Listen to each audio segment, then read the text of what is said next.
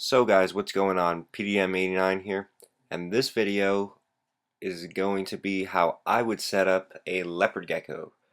Actually, I'm setting up two leopard geckos in this video. I have a 9-year-old female and a 5-year-old female, so I'm going to be putting those two together. It's really important to note, guys, that when housing reptiles here long term, it's best off that there are two females because a male and a female will constantly breed, which is bad for the female. You know, it takes a lot of energy and calcium to make eggs, and the male will usually, especially in leopard geckos, not stop breeding the female until he's actually removed. And then, of course, two males will fight.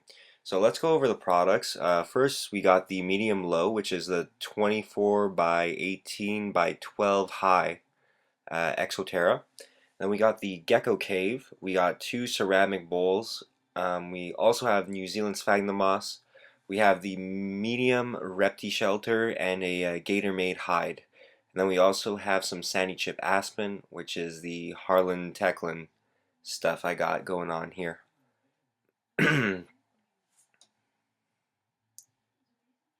So this is all the equipment I would say you need if you're looking to do a nice looking terrarium, or can create a nice looking terrarium for your leopard gecko. Of course, here we have the Heatwave, which is basically a heat pad by Hagen that we're going to put on the bottom of the tank, and then we have some silkworms, which is what I feed my leopard geckos.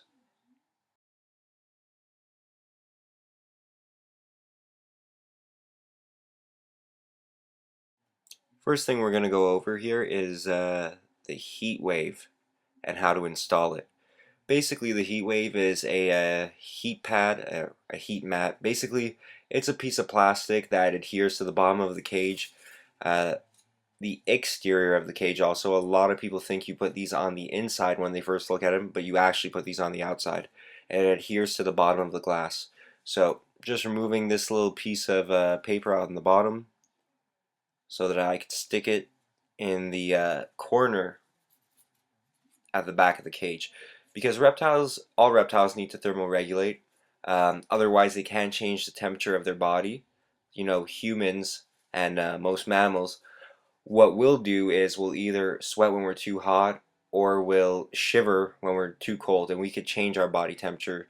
Reptiles can't do that, so they need supplemental heat, but they also need to be able to get out of the heat. So that's why you put this to the extreme left, the extreme right, in one of the corners, so that the rest of the cage could be used as a retreat to get away from the heat. Just wanted to go over the new lids on the Exoterra terrariums. Really like them. Before, they had these little tiny clips, 4 clips on each side of the screen, and these things would break all the time. They'd snap after hardly any use, but now they've actually changed them to turning locking mechanisms, which is real awesome. So this is the screen, and I really like the size of this cage. I mean, this is one of the reasons why I chose to upgrade, because both my leopard geckos right now are in 10 gallons. But I chose to upgrade to this because it's a really nice size. 24 inches by 18 by 12 is perfect for a pair of leopard geckos. So I'm just going over the styrofoam background here. Sorry if I'm talking fast, guys. It's just I'm narrating over this, and I want to make sure that I'm getting to the point. But anyways, the styrofoam background, you do not need to keep this in the terrarium. As a matter of fact, I would recommend you don't keep it in, especially if you feed crickets. I don't feed crickets. I feed silkworms, as I mentioned before, and superworms. So the reason why you don't want to keep this in is if you do feed crickets, they'll actually hide in the back of this where the leopard geckos can't get to them, or they'll climb up and escape through these little holes. Now these holes are designed for you to be able to pass different kinds of probes for temperature and humidity into the cage, or other wires for like a filter if you're doing a semi-aquatic terrarium. But me, I'm not, obviously, so I'm gonna shut the little traps. Make sure you shut the little traps at the back of the terrarium to make sure that you're not having crickets get out. If like you absolutely want to put that background, and you feed crickets. See, I'm gonna shut these traps here, and now the crickets can't get out through there. But yeah, it's really annoying if you have like adult crickets, the males that are making noise and that basically sing, if you will, and they get in the back of that styrofoam. It'll make your life hell, especially if the terrarium is in your room. Now, here is the Sandy Chips. Basically, Sandy Chips is a really fine cut of aspen, a lot less dust in it. I find it looks really nice, it's cheap, and it's easy to clean, so it's my substrate of choice for leopard geckos.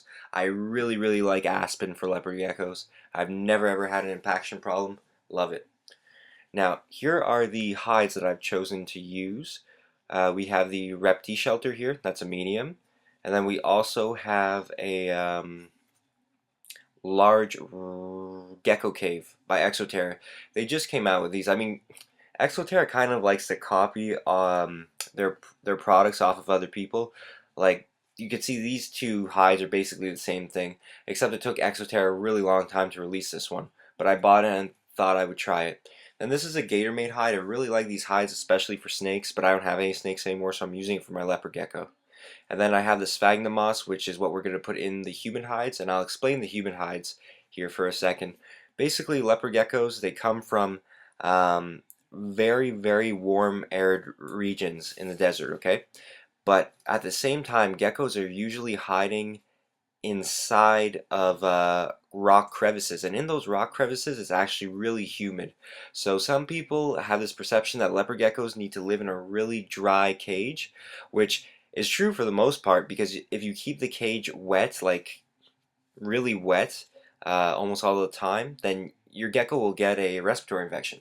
But the thing is that when you take the sphagnum moss, like I've done here, and you wet it, and then you put it inside of a hide that's really all closed off, not like the gator made, because the gator made would have the humidity and the heat coming out through the side because it's not closed all the way. I don't know if you guys can understand what I'm saying, but basically these hides will be put on the heat pad. The heat pad will warm up these hides, and because there's no real place for the humidity and the heat that will be inside these rocks to go except for up, it creates really a mini sauna for your leopard gecko. So your leopard gecko is always going to shed perfectly, basically. It won't have any pieces stuck to its toes, which if you don't have human hides could happen sometimes, and then that shed dries out, cuts off the circulation to their fingertips, and they'll actually lose those fingertips, and they don't grow back.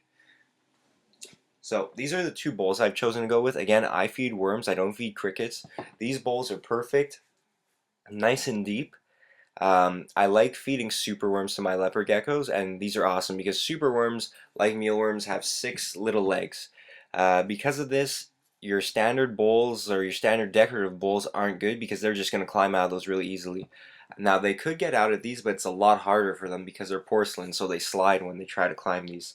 And then I use the other one for a water bowl also. This is my raptor leopard gecko. Actually, this is my Tremper albino. She's 9 years old, and this is my raptor going into the human cave. She is 5 years old. So they're both females, and they're both doing good in this cage right now. I mean, I filmed this about 2 days ago, and nobody has bite marks on them. It's really important that when you have two animals together, you check to see that both are in good condition. You check on them regularly, see if they're like fighting or if one's dominating the other for place in the cage. But no, these two leopard geckos are doing really well. Both of them are eating really good. I forgot to mention another thing you need for when you keep leopard geckos is your calcium. This is a Repast. She's a calcium plus. Really, really like this product. Has the vitamin supplement and the vitamin D3 supplement all in one. And here's a silkworm for my raptor leopard gecko, and that's basically the video, guys. I know I kind of really ran through this quickly. I may do a updated video later on. To explain things a little more. I'll add annotations though if I've missed anything. Anyways, thanks guys, hope you enjoyed. Please subscribe. Oh, and of course, here's how it looks at the end.